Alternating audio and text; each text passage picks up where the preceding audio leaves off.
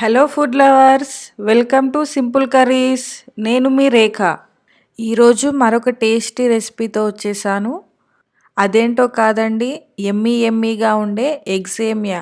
ఈ బ్రేక్ఫాస్ట్ వచ్చేసి one of the my favourite recipe. మీరు కూడా ఈ స్టైల్లో ట్రై చేశారంటే మీకు కూడా ఫేవరెట్ రెసిపీ అయిపోతుంది. ఇక లేట్ చేయకుండా ప్రాసెస్లోకి వెళ్దాం. స్టవ్ పై ఒక ప్యాన్ పెట్టుకొని ఈ ప్యాన్లో 1 కప్ వరకు సేమ్యాలను తీసుకోండి. ఈ సేమ్యాలు వేసుకున్న తర్వాత 2-3 నిమిషాలు మీడియం ఫ్లేమ్ మీద గోల్డెన్ బ్రౌన్ కలర్ వచ్చేంత వరకు వేపుకోవాలి. కొన్ని సూపర్ మార్కెట్స్లో అయితే డైరెక్ట్గా రోస్టెడ్ సేమ్యా దొరుకుతుంది. మీరు దాన్ని తీసుకొని కూడా వాడుకోవచ్చు. 3 నిమిషాల తర్వాత సేమ్యాలు ఈ విధంగా గోల్డెన్ బ్రౌన్ కలర్ వస్తాయి. ఇప్పుడు దీంట్లోకి 1 కప్పు సేమియా తీసుకున్నాం కాబట్టి 2 కప్పుల వరకు వాటర్ వేసుకోండి. వాటర్ వేసుకున్న తర్వాత ఒకసారి చక్కగా కలుపుకోండి. అలాగే దీంట్లోకి 1/2 టీ స్పూన్ నూనె, 1/2 టీ స్పూన్ ఉప్పును వేసుకోండి. ఈ నూనె వేసుకోవడం వల్ల సేమ్యాలు విడివిడిగా బాగా వస్తాయి. ఇప్పుడు ఈ సేమ్యాలను 5 నిమిషాల వరకు ఉడికించుకోండి. 5 నిమిషాల తర్వాత సేమ్యాలు ఈ విధంగా 80% కుక్ అవుతాయి. ఇలా కుక్ చేసుకున్న సేమ్యాలను ఒక స్ట్రైనర్లోకి తీసుకొని 1 కప్పు వరకు నార్మల్ వాటర్ని పోయండి. తర్వాత స్టవ్ పై మరొక ప్యాన్ పెట్టుకోండి. ఈ ప్యాన్లో 2 టేబుల్ స్పూన్స్ వరకు ఆయిల్ వేసుకోండి. ఆయిల్ హీట్ అయిన తర్వాత 3 ఎగ్స్ని ఈ విధంగా పలగొట్టి వేసుకోండి. ఈ ఎగ్స్ వేసుకోగానే కదపకండి. ఇప్పుడు దీంట్లోకి 1/2 టీ స్పూన్ పసుపు, 1/2 టీ స్పూన్ కారం, 1/2 టీ స్పూన్ ఉప్పు వేసుకోండి.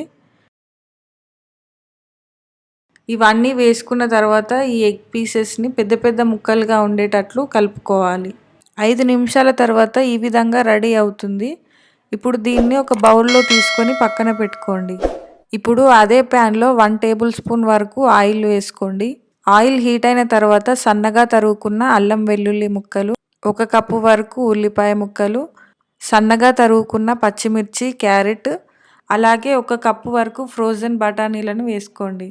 ఇవన్నీ వేసుకున్న తర్వాత చక్కగా కలుపుకొని మీడియం ఫ్లేమ్ మీద 2 నిమిషాలు కుక్ చేసుకోండి. 2 నుండి 3 నిమిషాల తర్వాత వెజ్జీస్ అన్నీ ఈ విధంగా కుక్ అయి ఉంటాయి. ఇప్పుడు దీంట్లోకి మనం ముందుగా కుక్ చేసుకున్న సేమ్యాలను వేసుకోండి. ఈ సేమ్యా వేసుకున్న తర్వాత చక్కగా కలిసేటట్టు కలుపుకోవాలి. అలాగే దీంట్లోకి 1 టీ స్పూన్ కారం, 1 టీ స్పూన్ ఉప్పు చూసుకొని వేసుకోండి. మనం ముందుగా ఉడకబెట్టినప్పుడు వేసుకున్నాం కదా.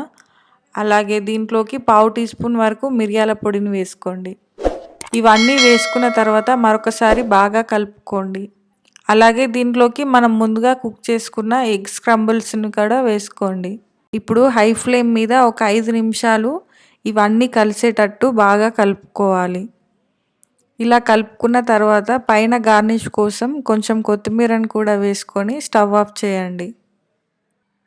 ఈ రెసిపీ మార్నింగ్ బ్రేక్ఫాస్ట్ గాను, ఈవినింగ్ స్నాక్ ఐటమ్గా కూడా తినొచ్చు.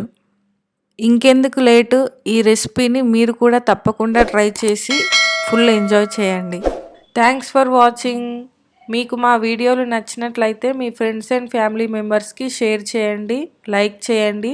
Please subscribe to my channel.